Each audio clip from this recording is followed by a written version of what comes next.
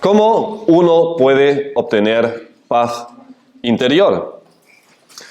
Es una pregunta que igual todos nos lo hicimos en algún momento, y no hay pocos expertos que ofrecen respuestas. Como una psicóloga que explica en su página web que hay 7 pasos para tener una paz interior. Primero, llegar a conocerte, aceptar ser quien eres y creer en ti, sentirse empoderado y tomar tu lugar en el mundo. Cuarto, enfrentar las verdades difíciles sobre ti mismo y sobre tu vida. Quinto, adoptar mecanismos de afrontamiento positivos. Sexto, nutrir tu actitud para vivir en paz. Y el último paso, una crisis personal puede reforzar tu decisión de vivir en paz. Otro psicólogo ofrece los siguientes 6 pasos, aunque empiezo con paso 0, no sé por qué. Paso 0, identificar las fuentes de estrés. Paso 1, practicar la atención plena, mindfulness. Paso 2, establecer una rutina de relajación. Paso 3, gestionar el tiempo de manera efectiva. Paso 4, fomentar relaciones positivas. Y paso 5, practicar el autocuidado. Y después hay un sinfín más de páginas, de blogs, de psicólogos que ofrecen, una cantidad de pasos. Y aunque algunos de esos pasos pueden ser de ayuda, por ejemplo, el de gestionar el tiempo de manera efectiva, no hay nada malo en ello, ¿realmente uno puede obtener paz verdadera y duradera siguiendo esos pasos? La respuesta es un rotundo no. Ni con 6, ni con 7, ni con 100 pasos de ese tipo uno puede obtener paz verdadera. ¿Por qué? La respuesta es muy sencilla. Porque falta Dios en esos pasos. Si falta Dios en esos pasos, imposible, porque Él es el único que puede dar paz verdadera. Y en el texto de hoy se nos presenta 3 hábitos que debes cultivar para recibir una paz interior que glorifica a Cristo, una paz que proviene de Dios. Fijándonos en el primer punto, empezamos con el primer hábito, que es regocíjate en el Señor. Dice el versículo 4, regocijaos en el Señor siempre. Otra vez lo diré, regocijaos. No hace falta un estudio profundo del versículo para entender a qué les llama aquí Pablo a sus hermanos en Filipos. A regocijarse en el Señor. El versículo empieza como termina, con un imperativo claro y entendible. Regocijaos. Y no es la primera vez que Pablo les llama a sus hermanos a regocijarse en el Señor o a causa del Señor. Y como lo repite tan a menudo a lo largo de la carta, Filipenses es conocida como la carta del gozo, tanto por el gozo de Pablo como sus llamados. De hecho, la palabra regocijo o gozo aparece un total de 11 veces en esa carta, incluyendo los 4 llamados directos a regocijarse. Con razón se puede designar Filipenses entonces como carta de gozo. Por un lado, Pablo habla en esa carta de su propio gozo en Cristo y cómo incluso el sufrir por su Señor le trae gozo. Y por otro lado, les llama repetidas veces a sus hermanos a regocijarse en el Señor y estar gozosos por el privilegio de poder sufrir por Cristo. Y para evitar que uno piense que sea algo puntual, o sea, que nuestro gozo en Cristo, nuestro regocijarse en Él, dependiera de alguna manera de nuestras circunstancias favorables o desfavorables, el apóstol define bien cuándo hay que regocijarse en el Señor. Y ahora tengo una pregunta para los de la escuela dominical. A ver, ¿cuándo hay que regocijarse en el Señor, según este versículo? Versículo 4. ¿Cuándo hay que regocijarse en el Señor? Siempre. Bueno, eso no eran voces de escuela dominical. Bueno, para aclarar dudas, en esta iglesia la escuela dominical es hasta sexto y primaria. Para que no...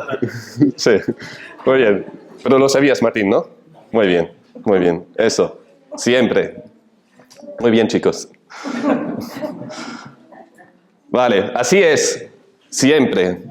Y no es que haya aquí en el griego un término ambiguo que podría significar siempre en algún contexto, en otro contexto igual a otra cosa. No. Significa literalmente siempre, en todo tiempo, sin excepción ninguna. Pablo les llama a sus hermanos a regocijarse en el Señor en medio de sufrir persecución, en medio de vivir unas circunstancias desafiantes. Regocijarse en el Señor aunque la vida duela. Y si leemos atentamente esta carta, queda bien claro que a pesar de cualquier situación desafiante, o más bien en medio del desafío, nosotros como creyentes somos llamados y capacitados para regocijarnos en el Señor. Ahora bien, ¿qué significa regocijarse en Cristo? ¿Y cómo uno puede mantener ese gozo en Cristo? Sobre todo cuando las circunstancias no nos invitan a tener ese gozo en Cristo, ¿no? Antes que nada necesitamos entender que el regocijo no es cualquier regocijo, sino uno que está vinculado, o más bien fundamentado en Cristo.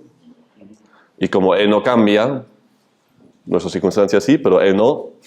Si nuestro gozo está fundamentado en algo que no cambia, no debería depender de las circunstancias. Sin Cristo, uno puede tener jamás ese gozo al que nos llama aquí. Aunque es un llamado al que tenemos que hacer caso, o sea, el regocijarse en Cristo es un mandato bíblico y desobedecer ese mandato es pecado, es decir, uno no puede decir, bueno, no soy muy sanguínico, soy más bien melancólico, así que el regocijarse en Cristo siempre es para mis hermanos que les es más fácil, pero para mí me cuesta más. No es que unos pueden decir, vale, yo le hago caso, otros no, a mí no me viene tan fácil. No, desobedecer es pecado para cada uno de nosotros. Regocijarnos en el Señor es un mandato, un llamado. Tenemos que hacerlo. Y por cierto, nos viene muy bien hacerlo.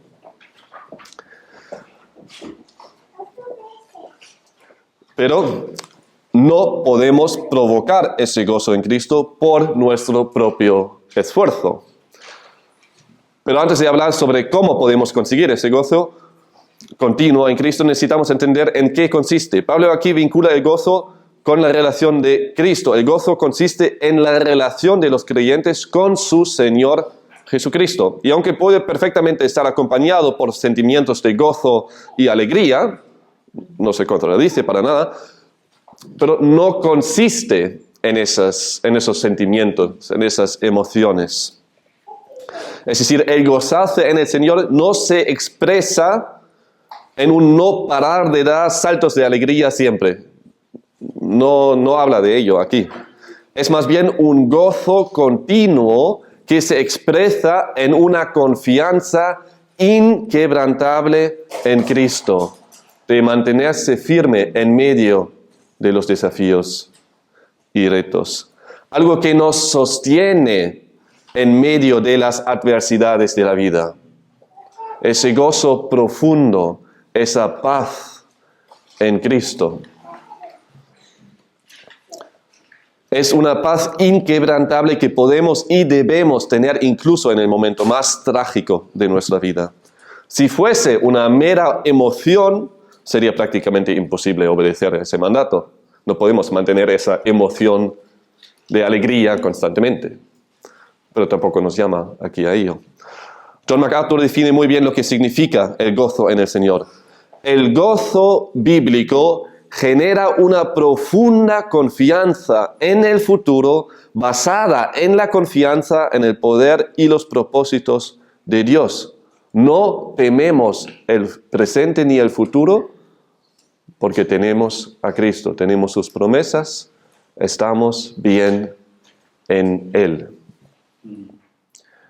El que se regocija en el Señor tiene una felicidad y una paz que va más allá de una emoción que nos eleva por unos momentos o que nos acompaña por un par de minutos o horas. Un cristiano puede regocijarse en el Señor incluso cuando llore por algo trágico o cuando le vienen las lágrimas por algún desafío. Uno puede llorar delante del Señor en oración mientras a la vez se regocija en Él. No es ninguna contradicción, porque incluso en lo más trágico que nos puede pasar podemos saber que el Señor está presente, está con nosotros, no está lejos, sabe de nuestra situación, sabe de tu desafío y tiene compasión contigo, está contigo, sabe cómo estás, cómo te sientes y está para que encuentras consuelo en Él, para que encuentras tu gozo en Él, tu paz en Él. Que el Señor nos está cerca a los suyos, nos conforta, nos da gozo. ¿Cómo es posible tener ese gozo en Cristo? Por medio del Espíritu Santo. El gozo al que somos llamados aquí es el fruto del Espíritu Santo en nuestra vida. Es el Espíritu que obra ese fruto en nosotros cuando andamos en Él, cuando estamos bajo su palabra y en oración. Cristo es la fuente del gozo. No podemos provocar ese gozo, no podemos regocijarnos en Cristo cuando estamos alejados de esa fuente, de la única fuente verdadera. Nosotros simplemente necesitamos estarle cerca a Él, cerca de la fuente, para poder alimentarnos de ella y andar según le agrada. Es bien difícil, o más bien imposible, regocijarse por algo que uno no conoce. No se puede alimentar del agua cuando no estás cerca de la fuente. Cuanto más conocemos a Cristo, más nos regocijamos en Él. Cuanto más cerca le estamos a Cristo, más nos regocijamos en Él. Cristo es como el agua en el desierto, la única fuente de vida y gozo. ¿Cómo se sabe que hay agua en medio del desierto? Cuando de lejos se ve palmeras. Una agrupación de palmeras en el desierto es uno de los indicadores más fiables de que hay agua potable cerca. Y todos sabemos cómo se llama ese fenómeno, ¿no? Oasis. Muy bien, ahora pudieses responder. Sí, oasis. Hermanos, en el desierto que nos rodea, Cristo es nuestro oasis. No podemos sobrevivir en ese desierto espiritual que es el mundo si no estamos cerca de la fuente, si no estamos cerca de Cristo, si no estamos en el oasis del desierto, el único oasis, la única fuente que da vida y gozo. El que ama a Cristo puede gozarse incluso en el sufrimiento, incluso cuando uno ha sido azotado, como Pedro y Juan, en Hechos 5. Dice Hechos 5:41, después de haber sido azotados, ellos pues salieron de la presencia del concilio regocijándose de que hubieran sido tenidos por dignos de padecer afrenta por su nombre. Se regocijaban. ¿Por qué? ¿Porque han sido librados? No. No por la circunstancia de haber estado preso y ahora está libre. No. El gozo, el regocijo estaba basado en algo muy desfavorable. En padecer. Pero no por el padecer, no porque les encantaba el sufrimiento en sí. No eran masochistas. No, por el padecer por Cristo. Eso era su fuente de gozo. Cristo, poder sufrir por Él. ¿Cómo es posible eso? Solo cuando uno le está cerca a Cristo. Pedro y Juan también vivieron en ese desierto espiritual que representa ese mundo hostil. Pero se regocijaban en el Señor porque sabían que Él les está cerca, que Él vive. Fue su fe en Cristo que les hizo gozarse por haber sido tenido por dignos de padecer afrenta por su nombre. Necesitamos estarle cerca a nuestro Señor para poder sobrevivir en el desierto espiritual que presenta este mundo. Él es nuestra fuente de gozo. ¿Quieres tener gozo en medio de todos los desafíos? ¿Regocijarte en el Señor siempre? El regocijarse en Cristo es tanto un mandato como un privilegio. Dios no manda nada de nosotros que no nos sirve para bien, que en última instancia nos beneficia. Somos llamados a regocijarnos en el Señor porque lo necesitamos para poder recibir verdadera paz interior y más porque de esa manera le glorificamos a Él.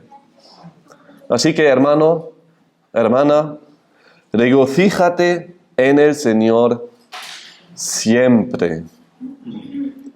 No dejes que las adversidades te roben el gozo en Cristo. Es muy fácil. Es muy fácil despistarse y que las adversidades, estar más enfocado en las adversidades, en los desafíos y perder ese gozo en el Señor, perder esa paz. Pero a ello vamos a llegar después. No dejes que las adversidades te roben el gozo en Cristo, sino acude a Él más a menudo. Pasa tiempo en su palabra y oración. Escucha sermones que glorifican a Cristo. Bebe solo agua de la fuente que trae agua potable.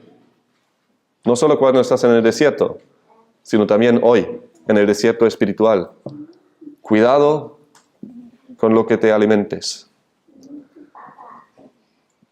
Que el gozo en el Señor sea un hábito que cultives. Acabamos de ver el primero de 3 hábitos que debes cultivar para recibir una paz interior que glorifica a Cristo. Seguimos con el segundo hábito que debes cultivar. Y se encuentra en el versículo 5 y lo titulamos Refleja su bondad a todos. Dice el versículo 5. Vuestra bondad sea conocida de todos los hombres. El Señor está cerca. Pablo aquí les dice a sus hermanos que un cristiano debe estar caracterizado por su gozo en el Señor y también por su bondad hacia los demás. El término que aquí es traducido como bondad no es tan fácil de traducir con una sola palabra porque tiene un significado muy amplio. Si miramos diferentes traducciones en diferentes idiomas, podemos encontrar un ramo de diferentes palabras sinónimas. Bueno, en el alemán, por ejemplo, existen muchas más traducciones que en el español y ahí casi cada traducción tenía otra palabra aquí. Pero esas palabras, esas traducciones no se contradicen para nada. Es más bien, son como sinónimos, ¿no? Dan diferentes perspectivas a lo mismo. Y traducido todo lo que vi ahí al español sería como gentileza, generosidad, sensatez, benevolencia, amabilidad, magnanimidad, suavidad, modestia, paciencia y mansedumbre. Todas traducciones legítimas del término que se usa aquí y nos dan una vista un poco más amplia a qué se refiere Pablo aquí con bondad. O en la Reina Valera, gentileza. A lo que les llama Pablo aquí a sus hermanos es que toleren los defectos de los demás, que traten con misericordia sus fracasos y que perdonen sus faltas. Y aunque en el contexto es inevitable que no pensemos en Evodia y Síntique, aquí Pablo no solo se refiere a las 2 hermanas que con su discordia ponían en peligro la unidad de la iglesia, sino a todos. Incluso no se limita solo al contexto eclesial, es decir, que muestren esa bondad, esa amabilidad exclusivamente a los hermanos de la iglesia, sino que la muestren hacia todos, para que todo el mundo se entere de su mansedumbre. Tal como lo aclara un comentarista, La gentileza de la humildad, la humilde gentileza que produce la paciencia para soportar la injusticia, el oprobio y el maltrato sin reaccionar con venganza o amargura, sino todo lo contrario, con bondad. Incluso hacia el que te hace mal o busca tu mal. A ello les llama aquí Pablo. Y en Tito 3:2 encontramos la misma palabra en un contexto muy parecido que nos ayuda a entenderla aún mejor. Acompañadme a Tito 3:1 y 2. Leemos los dos versículos. Tito 3:1 y 2. Dice, y aquí Pablo habla a Tito, lo que debería enseñar a los cristianos, a los hermanos. Recuérdales que estén sujetos a los gobernantes, a las autoridades, que sean obedientes, que estén preparados para toda buena obra, que no injurien a nadie, que no sean contenciosos, sino, y aquí viene ahora el término, amables, mostrando toda consideración para con todos los hombres. Ese versículo nos ayuda aún más a entenderlo porque aquí vemos un contraste. A lo que nos llama Pablo aquí en Filipenses es lo contrario a ser contencioso. Entonces, mostrar bondad hacia los demás es lo contrario a ser contencioso, a buscar la pelea. Veo que aquí tengo derecho, entonces voy a pelear por él. Y me da igual como qué testimonio trae eso. Ahora bien, en el punto anterior vimos que el regocijarse en el Señor no es algo que podemos provocar nosotros, sino más bien un fruto del Espíritu. ¿Cómo es ahora con la gentileza? Aunque el término no aparece en Gálatas a la hora de hablar sobre el fruto del Espíritu, no significa que no tenga la misma fuente. De hecho, no podemos obedecer a nada a lo que el Señor nos manda sin que sea Él mismo que lo produzca en nosotros. Igual como solo podemos amarle a Él y a los hermanos porque Él nos ama, así también solo podemos ser bondadoso y amable con los demás porque Él lo es para con nosotros y porque Él produce ese fruto en nosotros por medio del Espíritu Santo. No podemos producir la bondad a la que nos llama aquí desde nosotros mismos. Lo único que podemos hacer es reflejar su bondad hacia los demás. Recordamos que Pablo aquí habla a sus hermanos que están sufriendo persecución. ¿Cómo puede uno tratar de manera amigable a alguien que busca su mal? Solo en y por medio de Cristo. Sin Cristo no podemos ser genuinamente amables con los que buscan nuestro mal, con los que nos hacen daño. Ser amigable con los que te tratan bien es fácil. No nos cuesta ser amigables con los que nos tratan bien. Pero amar a los que te odian requiere la ayuda por parte de Cristo mismo. Ahí hace falta intervención divina. La ayuda de Cristo que está cerca. Tal como lo indica Pablo aquí, la cercanía del Señor es una verdad que nos conforta. Tanto la cercanía de su regreso como la verdad de que el Señor realmente está cerca a nosotros. Y aunque la frase en sí, el Señor está cerca, puede referirse tanto al uno como al otro, aquí, en ese contexto, es más probable que se refiere a su presencia en espacio, es decir, que el Señor les está cerca a los suyos. Hermano, hermana, el Señor te está cerca, está contigo. Su cercanía nos conforta. Aunque no le vemos, Él te está más cerca que la persona que está sentada a tu lado. Y es una verdad, no es ningún misticismo, es así. Él está aquí, a tu lado, te rodea, está detrás de ti, enfrente de ti, a tu lado derecho, a tu lado izquierdo, está en ti. No puedes ni siquiera escapar de su presencia si quisieras. Él está cerca. Él no es el problema. Nosotros, que olvidemos a menudo que Él está cerca. Eso es el problema.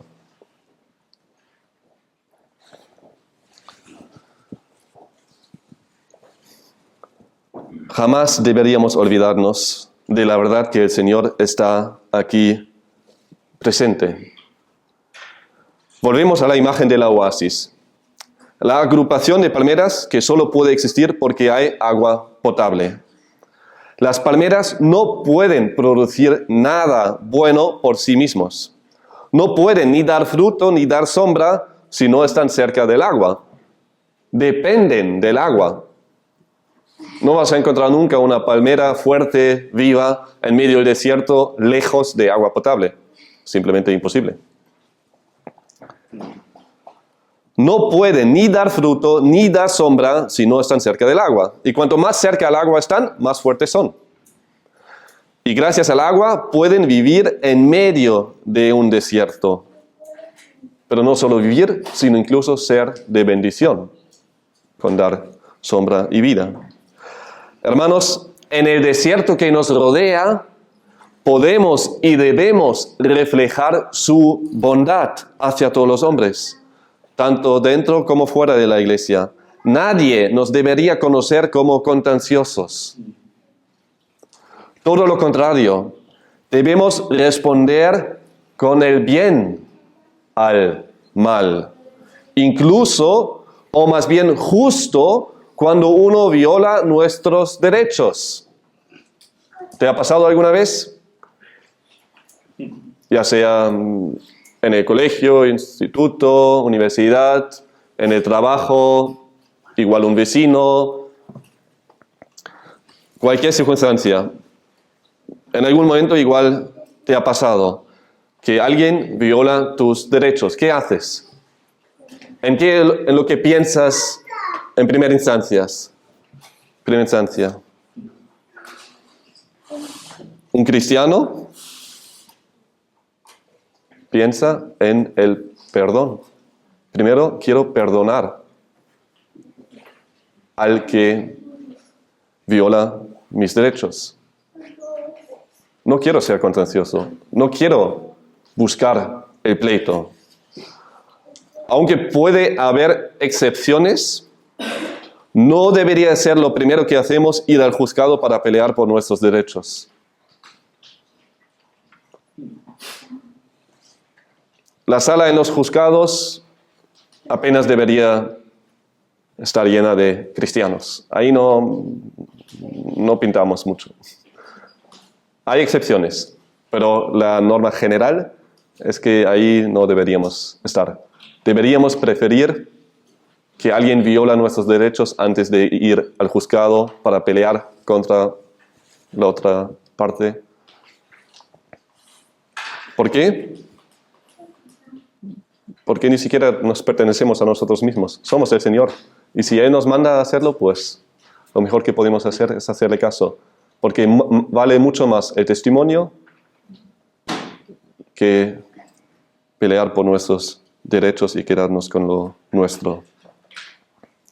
Tal como nos indica también Pedro en 1 Pedro 4:19. Por consciente de los que sufren conforme a la voluntad de Dios, encomienden sus almas al fiel Creador, haciendo el bien.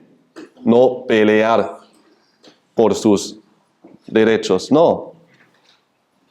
Sabemos que en última instancia Dios es juez. Él va a juzgar. Y Cristo lo hizo igual. Lo dejó a su Padre. En lugar de luchar por nuestros derechos, somos más bien llamados a ocuparnos con hacer el bien a los demás. Eso debería ser nuestra ocupación. tanto a los que nos tratan bien como a los que nos tratan mal, porque a ello nos llama Dios. ¿Sabes cuándo más brilla Cristo en ti? Cuando más actúas como Él. No puede haber injusticia más grande que la que Él sufrió, y aún así ni siquiera abrió su boca, sino cargó la cruz para que cada uno de nosotros podamos tener salvación, paz para con Dios. ¿Tú crees que el Evangelio es simplemente para que saques el billete para ir al cielo? No, necesitamos el Evangelio diariamente. Necesitamos las verdades del Evangelio para poder vivir como Dios manda. Seguir el ejemplo de Cristo. Vive el Evangelio en tu día a día, no peleando por tus derechos, sino perdona y refleja su bondad hacia todos. Y de esa manera estás subrayando el mensaje del Evangelio. Tu bondad no va a salvar a nadie, pero te da el escenario para poder predicar el Evangelio sin que haya nada en tu testimonio que tache, que deshace el mensaje del Evangelio. Llegamos al último de los 3 hábitos que debes cultivar para recibir una paz interior que glorifica a Cristo. Y es, ríndele tus cargas con gratitud. Los versículos 6 y 7. Por nada estéis afanosos, antes bien en todo, mediante oración y súplica, con acción de gracias, sean dadas a conocer vuestras peticiones delante de Dios. Y la paz de Dios, que sobrepasa todo entendimiento, guardará vuestros corazones y vuestras mentes en Cristo Jesús. Qué bonito. Para poder recibir una paz interior que glorifica a Cristo, no podemos permitir estar afanosos o ansiosos por algo. ¿Por qué? Porque el Señor está cerca. La verdad del versículo 5 sigue verdad ahora para el versículo 6, y lo necesitamos. Necesitamos tener presente su cercanía, que Él está cerca para no estar afanosos. Dado que el Señor está cerca, no podemos, no debemos estar afanosos por nada. Él está cerca a cada uno de los suyos. Igual como un niño asustado y angustiado que se calma en los brazos de su madre o de su padre, así la presencia de Cristo debería quitarnos toda ansiedad. El otro día Mateo, mi hijo de 3 años, jugaba con otros niños y al jugar se alejó un poco de mí. No muy lejos, yo le vi, pero él me perdió a mí de vista.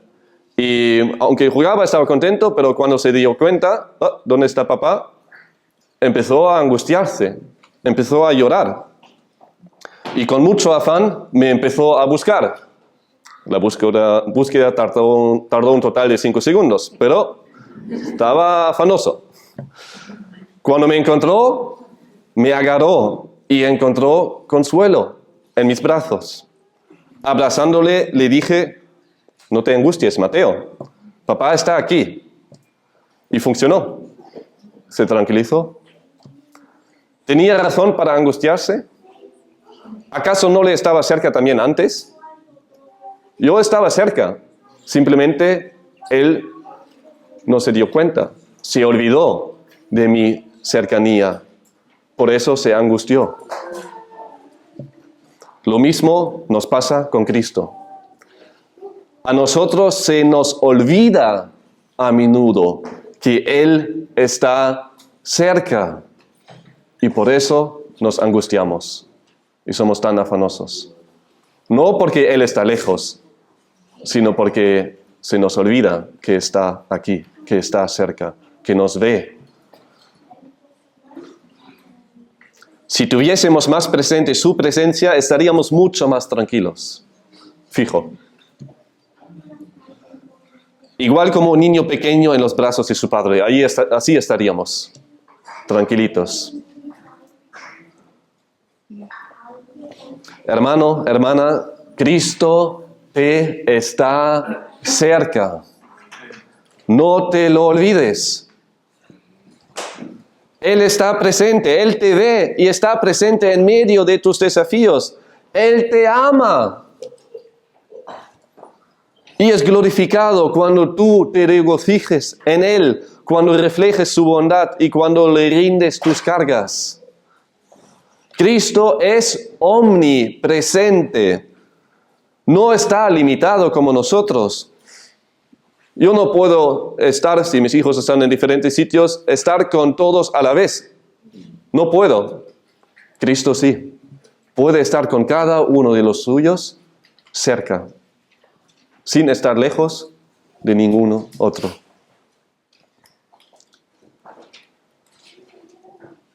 Mientras está sentado al lado de su Padre, está también al lado tuyo, para acompañarte, consolarte y obrar en ti por medio de su Espíritu. No estés ansioso por nada, porque Cristo está contigo, hermano, hermana. El versículo no termina aquí. No solo nos dice lo que no deberíamos hacer, es decir, estar afanosos, sino a la vez nos dice lo que sí debemos hacer en lugar de estar ansioso.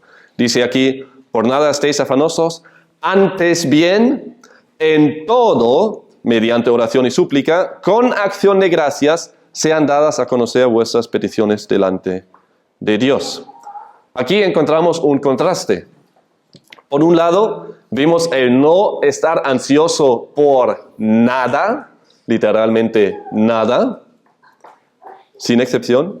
Y por el otro lado, vemos el rendirle todo, literalmente todo, a Él en oración. Cristo no te permite llevar tu mochila de ansiedad. No te deja llevar todas tus cargas y tus preocupaciones tú mismo. Te llama a dejarlo todo a Él en oración. En nuestras primeras vacaciones como matrimonio, después de nuestra luna de miel, fuimos a Irlanda. Pensaba que sería buena idea hacer algo de senderismo junto con mi mujer. Así que fuimos a Irlanda y con nuestras mochilas bien cargadas hicimos alguna caminata. Lo que no tenía muy presente era que para una mujer embarazada, caminar con una mochila cargada por la costa montañosa irlandesa, con viento y algo de lluvia, no es recomendable. Bueno, fue su primer embarazo. No tenía nunca una mujer embarazada antes, así que en mi ignorancia pensaba, bueno, no pasa nada. Así que, para hacerlo corto, no me quedaba otra que llevar las dos mochilas. La mía por detrás, la suya por delante. Sobra decir que hicimos un cambio de planes y pasamos el resto de las vacaciones visitando las ciudades de Belfast y Dublín, dejando nuestras mochilas en el hotel. Una mochila pesada no es nada en comparación a toda la ansiedad y las preocupaciones que podemos cargar nosotros en esta vida. Y nosotros somos mucho menos capaces de llevar toda esa carga que una mujer embarazada que carga una mochila pesada. A la vez, Cristo es mucho más capaz que cualquier marido de llevar nuestra carga. Cristo no te permite llevar tu mochila de ansiedad, porque cuida de ti. No te deja llevar todas tus cargas y tus preocupaciones tú mismo. Te llama a dejarlo todo a Él en oración. Igual como lo leemos en 1 Pedro 5, 6 y 7. Humillaos pues bajo la poderosa mano de Dios para que Él os exalte a su debido tiempo, echando toda vuestra ansiedad sobre Él, porque Él tiene cuidado de vosotros. Dios cuida de ti, por eso quiere que le dejes toda la ansiedad a Él. Dios no nos permite afligirnos y angustiarnos. Prohibido. Nos llama una y otra vez a dejar nuestras cargas a Él. Nos llama literalmente a echar toda nuestra ansiedad sobre Él. ¿Por qué? Porque Él cuida de nosotros. Hermanos, Dios cuida de cada uno de nosotros. Tu Padre Celestial se ocupa de ti. Él cuida de ti. Ríndele todas tus cargas en petición. Además nos dice aquí la palabra de Dios en el versículo 6, ¿cómo rendirle nuestras cargas? Dice, mediante oración y súplica con acción de gracias. Aunque Dios nos conoce perfectamente y sabe absolutamente todo, sin que le tengamos que decir nada, nos llama a orar, a tomarnos el tiempo de ir a Él en oración y rogar, suplicar. No porque Él lo necesita, no, sino porque lo necesitamos nosotros. Necesitamos estar delante de Él y echar nuestra ansiedad sobre Él en oración. Así lo ha designado nuestro Padre. Hermano, hermana, el darle vueltas 1000 veces a nuestros problemas no soluciona nada. En lugar de quitarnos la ansiedad, lo aumenta. No podemos librarnos de nuestras aflicciones y encontrar consuelo sin acercarnos a Él en oración. Nos llama a llevar todas nuestras peticiones a Él. Hasta aquí bien, es bien comprensible y de hecho tiene mucho sentido llevar nuestras peticiones y nuestra ansiedad delante de Dios que cuida de nosotros. Pero lo que dice además aquí en el versículo 6 igual nos cuesta un poco más.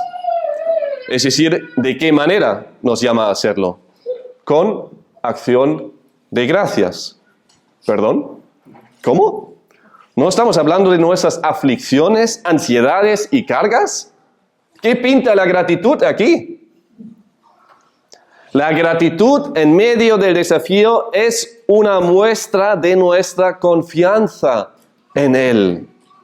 Si realmente confiamos en Dios, podemos y debemos estar siempre agradecidos.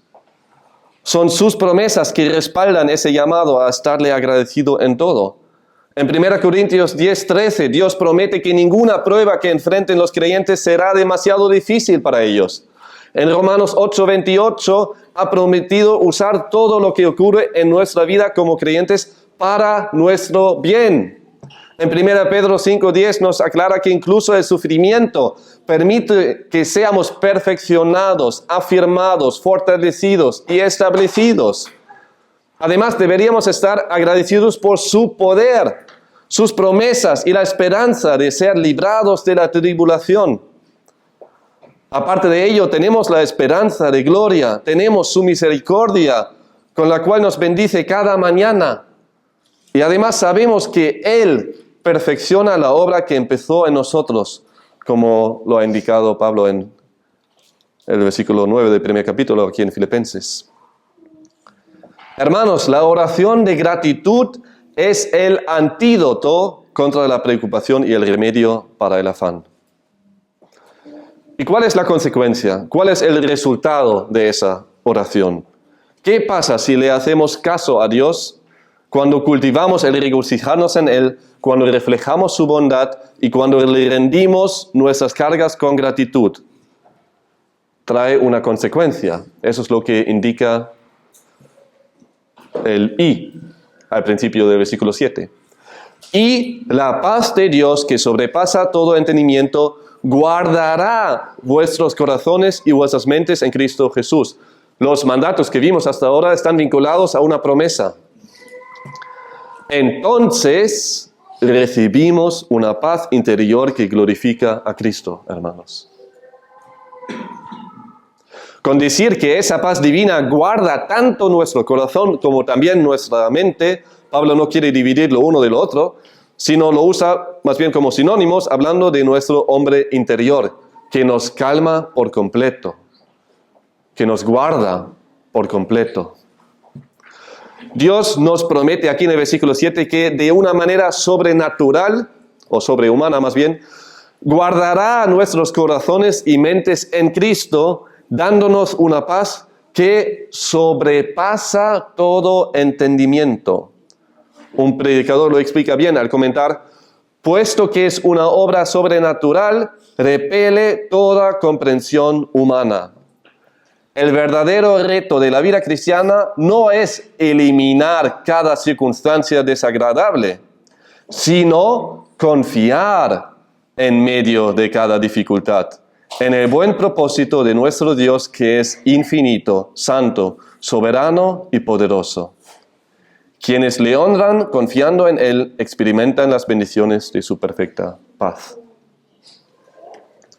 Cuando estudiaba en el seminario en Alemania, hace unos 12 años más o menos, recuerdo muy bien que en una tarde-noche estaba muy afligido, muy conmovido.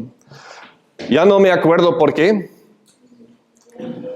pero estaba agitado, conmovido, preocupado y no sabía qué hacer. Estaba en medio de los otros estudiantes, no sé si en la biblioteca o en cualquier sitio, y tenía que moverme. Me fui a mi cuarto, a mi habitación, cerré la puerta y había algo que me preocupaba de manera demasiada. Así que abrí mi Biblia, ni siquiera sabía, ¿qué hago ahora? Así que, lo mejor es primero abrir la Biblia. Y leyendo, llegué justo a ese pasaje. Y aunque no recuerdo lo que causó mi malestar, sé que en ese momento pensaba, fue como si hubiese visto por primera vez ese versículo. Pensaba, pero ¿cómo puedo orar por ello, lo que tenía ahí, con gratitud? No puedo estar agradecido por ello. No puedo.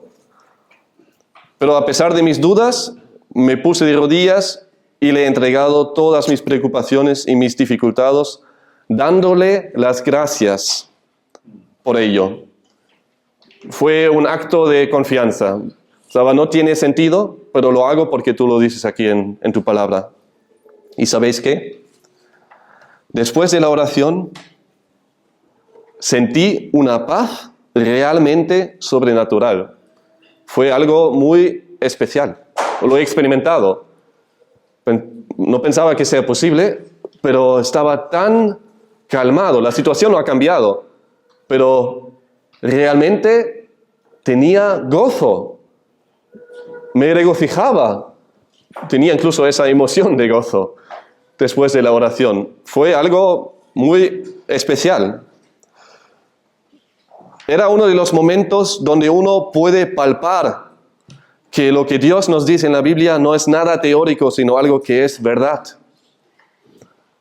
He podido experimentar cómo Dios ha respondido a mi súplica, dándome una paz que me hizo sentir como un niño angustiado en brazos de su padre, ya calmado y tranquilo, y agradecido y gozoso.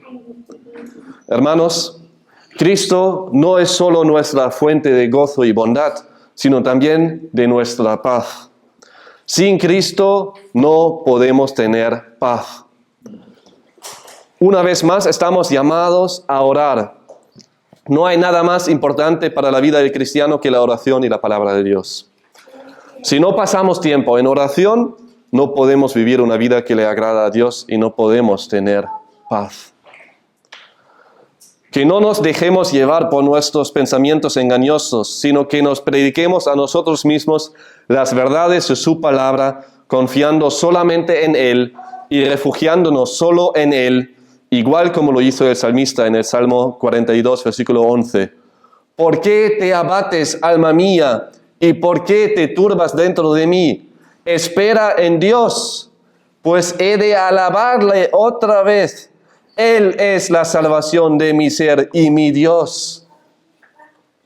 Dios es la salvación de mi ser. ¿Puedes tú también decir eso? ¿Es Dios tu salvación? Sé que entre nosotros hay algunos que todavía no se arrepintieron de sus pecados, que todavía no pueden decir, el Dios de mi salvación, que todavía no creen en Cristo, el que murió en la cruz y resucitó al tercer día, el que venció el pecado y la muerte, el único que te puede salvar. Rechazar al único Dios es necedad. Rechazar a Cristo es necedad y orgullo. Humíllate y ven a los pies de Cristo para recibir salvación y paz verdadera y duradera, vida eterna, perdón de tus pecados, paz para con Dios. Siempre ha sido y siempre será Dios mismo el único que puede realmente salvar, que puede realmente consolar nuestra alma y darnos una paz verdadera, como lo vimos hoy en Filipenses 4:7. La motivación que encontramos en estos versículos es doble. Primero, queremos regocijarnos, reflejar su bondad y rendirle nuestras cargas con gratitud porque Él nos manda aquí a hacerlo. No hacerlo sería entonces nada menos que desobediencia, pecado. Y en segundo lugar, queremos cultivar esos hábitos porque es, como todo lo que Dios nos manda, bueno para nosotros. Recibimos una paz sobrenatural que no se puede obtener de ninguna otra manera. Ni con 6, ni con 7, ni con 100 pasos que ofrecen los psicólogos. Hermano, hermana, el Señor te está cerca. Regocíjate en Él. Refleja su bondad hacia todos y ríndele tus cargas en oración con gratitud. Así le honras a Cristo y recibirás una paz verdadera de Dios mismo. Oremos. Gracias, Cristo. Gracias por ser nuestro Salvador, nuestro Señor, nuestro hermano mayor, nuestro príncipe de paz. Gracias por acompañarnos, por estarnos cerca y por tu palabra que acabamos de ver hoy. Gracias por llamarnos a regocijarnos en ti, reflejar tu bondad y rendirle todas nuestras cargas, nuestras peticiones a ti en gratitud. Nos llamas a hacerlo y a la vez nos ayudas a hacerlo. Tú eres nuestra fuente de gozo, nuestra fuente de poder, para poder reflejar tu bondad y la razón para poder estar agradecido en medio de situaciones complicadas, desafíos. Gracias por llamarnos a echar toda nuestra carga a ti, a dejar nuestra mochila de ansiedad a tus pies y no llevarla a nosotros, para poder recibir una paz sobrenatural, divina, que no se puede obtener de otra manera. Por favor, Señor, ayúdanos a vivir con esa paz dada por ti y ser de bendición para los demás, glorificándote a ti en todo. Eso es nuestro deseo y eso pedimos en nombre de tu Hijo Jesús. Amén.